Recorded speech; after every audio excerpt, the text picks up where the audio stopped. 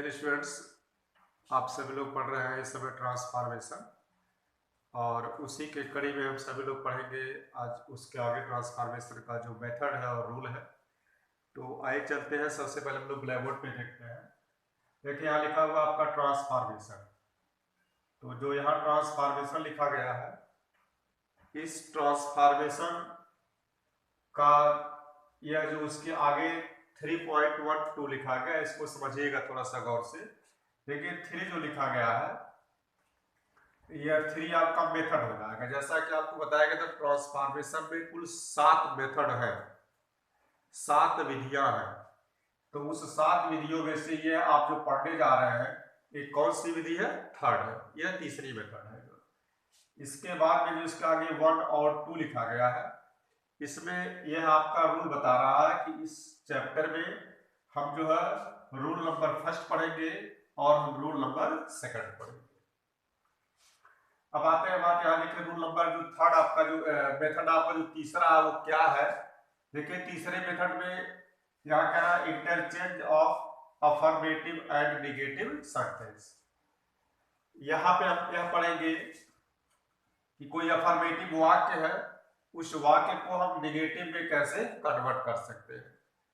देखिए अफर्मेटिव से नेगेटिव में कन्वर्ट कर देंगे, अफर्मेटिव से नेगेटिव हो जाएगा, लेकिन यह ध्यान रखना है कि जो अर्थ अफर्मेटिव का रहेगा वही अर्थ किसका होना चाहिए?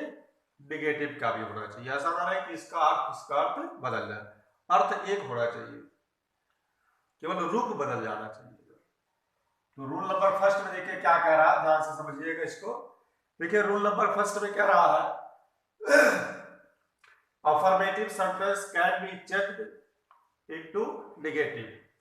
अफर्मेटिव सेंटेंस को नेगेटिव में बदला जा सकता है। कैसे? बाय यूजिंग नॉट, नॉट का प्रयोग करते हुए। देखिए इसमें खास चीज क्या है? Not before opposite word. Opposite word का मतलब आप लोग समझ रहे होंगे। अपोजिट वर्ड मतलब क्या हो जाएगा? विलोम शब्द। कोई वाक्य दिया है, उस वाक्य में अगर किसी शब्द का विलोम हो सकता है, अपोजिट, देखिए हर शब्दों का तो अपोजिट संभव है नहीं, लेकिन अगर उसका अपोजिट संभव है तो उसका आप अपोजिट लगा दीजिए और उस अपोजिट शब्द के पहले नॉट का प्रयोग करते हुए अफर्मेटिव को नेगेटिव में बदल सकते हैं। एग्जाम्पल के माध्यम से आप देख सकते हैं। देख रहा है कि सी इज ब्यूटीफुल, वह सुंदर है। तो हम सी के नीचे क्या लिखेंगे? सी। किसी प्रकार कोई वो नहीं करेंगे। यहाँ पे जो इज लिखा गया है, इस इज की जगह पे इज लगा देंगे। इज का तो विलोम बनेगा नहीं, सी का अपोजिट बनेगा नहीं।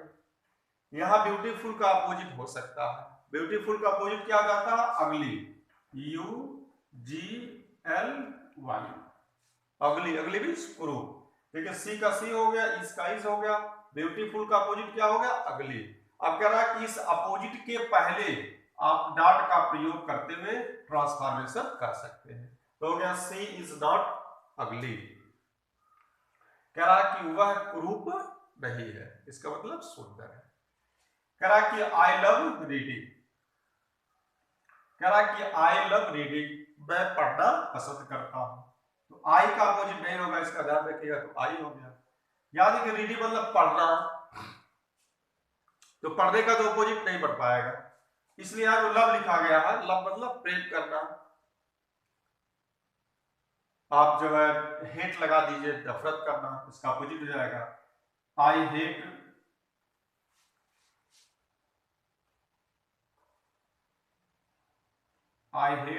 रीडिंग।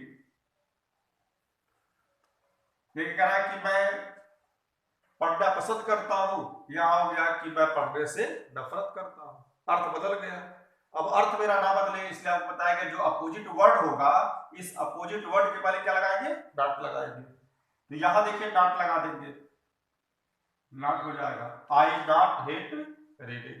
लेकिन ध्यान रखिएगा यह वाक्य यहां से यहां तक का आपका जो प्रेजेंट इंडेफिनिट टेंस में है, इसलिए यहाँ पे आपका डू नॉट या डज नॉट लगेगा। यहाँ आई है, यहाँ बहुवचन है, इसलिए डू लगा दिया गया। अगर एक वचन होता तो डज लगेगा।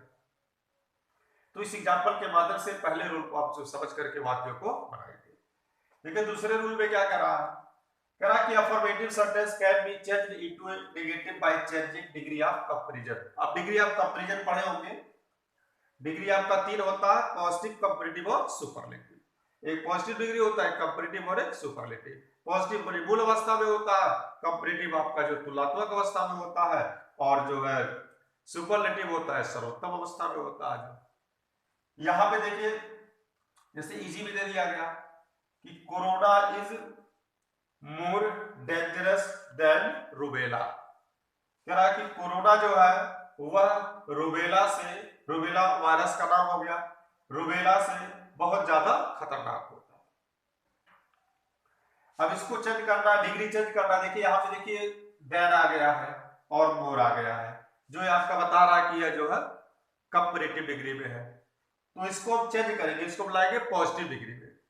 कैसे चेंज करेंगे, देखिए देखिए जो इधर लिखा गया है इधर लिखा गया है, एक लिखा गया इधर कोरोना और एक लिखा गया रूबेला, इसके और इसके बीच में तुलना हो रहा है। तो इधर वाला जो रहेगा उसको हम इधर ले आएंगे, इधर हम लाएंगे रूबेला। अब इज लिखा गया तो इज लिख देंगे, रूबेला इज। और देखिए समझिएगा कि अगर वाक्य में डांट है तो डांट हटा दीजिए, नहीं है तो लगा दीजिए, अर्थ क्योंकि नहीं तो डिस्टर्ब हो जाएगा। तो रूबेला इज यहां डांट।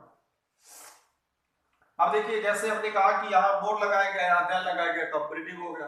पॉजिटिव में क्या होता है कि पॉजिटिव में जो है सबसे पहले यहाँ देखिए पॉजिटिव में दो चीज थोड़ा समझ लीजिए। यहाँ पे देखिए पॉजिटिव में आपका एज डॉट डॉट एज हो जाता है और सो डॉट डॉट एज आ जाता है।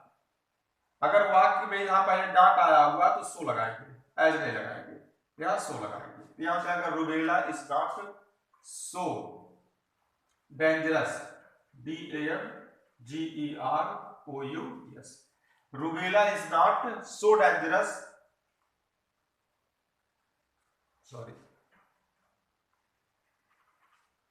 Rubella is not so dangerous as, यहाँ देखिए सो डॉट डॉट एज लगेगा तो यहाँ सो हो गया, उसके बीच में पॉजिटिव डिग्री हो गया, एडजेक्टिव हो गया, उसके बाद एज हो गया और कोरोना को इधर कर दीजिए, CORONA। अब हो गया कि rubella is not so dangerous as corona, रूबेला उतना खतरनाक नहीं है जितना कोरोना, इसका मतलब कोरोना ज्यादा खतरनाक है। अब इसी का उल्टा है, देखिए अगर यहाँ कंपैरेटिव पे था तो यहाँ पॉजिटिव बदल दिया गया, अगर पॉजिटिव में आ गया तो कंपैरेटिव बदल देंगे। कैसे बदलेंगे, देखिए मैं कह रहा कि he is as dull as and ass, वो उसी प्रकार से भोदू है, भद्दा है, मूर्ख है जैसे गधा। एंड एज को जलाएंगे पहले, हाँ, and as is, and as is not,